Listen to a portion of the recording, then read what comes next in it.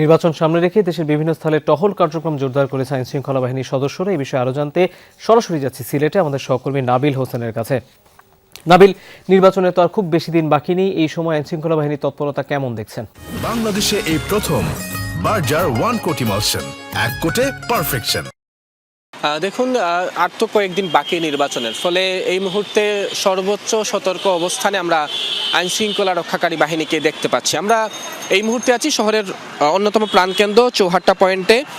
যে কোনো ধরনের মিছিল, সমাবেশ, আন্দোলন মূলত এই চৌহাট্টা পয়েন্টকে কেন্দ্র করেই সিলেটে সংগঠিত হয়। ফলে এই পয়েন্টে নিরাপত্তা ব্যবস্থা, যান চলাচল স্বাভাবিক রাখা সহ অন্যান্য যে নিরাপত্তা ব্যবস্থা, সেজন্য সর্বদা এখানে আমরা দেখতে পাচ্ছি যে বিগত 1 ঘন্টা ধরে আসলে পুলিশের টহল টিম তারা কাজ করছে। এছাড়া মহানগর পুলিশের সাথে আমাদের কথা হয়েছে, তারা আমাদেরকে জানিয়েছে নির্বাচনকে সামনে রেখে আজ রাত থেকেই 66টি টহল টিম তারা নগরীর যেসব থানা এলাকাগুলো আছে, 6টি থানা এলাকা, সেখানে তারা কাজ করবে। এর বাইরে 12টি স্ট্রাইকিং ফোর্স মাঠে থাকবে।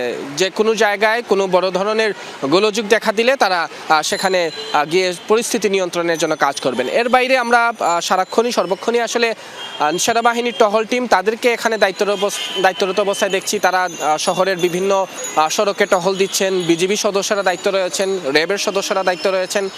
অর্থাৎ নির্বাচনকে সামনে রেখে কোনো ধরনের অপ্রীতিকর ঘটনা যাতে না ঘটে, সার্বক্ষণিকভাবে আইনশৃঙ্খলা পরিস্থিতি যাতে নিয়ন্ত্রণে থাকে, প্রার্থীদের নিরাপত্তা, প্রার্থীদের কর্মসূচিতে যাতে কোনো ধরনের গোলযোগ না হয়। এখন পর্যন্ত যে নির্বাচনী কেন্দ্রগুলো আছে তারও আসলে আশপাশে এলাকায় আমরা টহল টিমকে দায়িত্বরত দেখেছি। অর্থাৎ যতটুকু আসলে নিরাপত্তা ব্যবস্থা নেওয়া দরকার সেটি এখন পর্যন্ত নেওয়া হয়েছে, এবং এখন পর্যন্ত বড় দলের যারা প্রার্থীরা তারাও আসলে নিরাপত্তা ব্যবস্থা নিয়ে তেমন কোনো আশঙ্কার কথা জানাননি। তবে তারা আশা প্রকাশ করছেন নির্বাচনের দিন পর্যন্ত নিরপেক্ষভাবে প্রশাসন দায়িত্বশীলতার পরিচয় দিবে। তৌহিদ।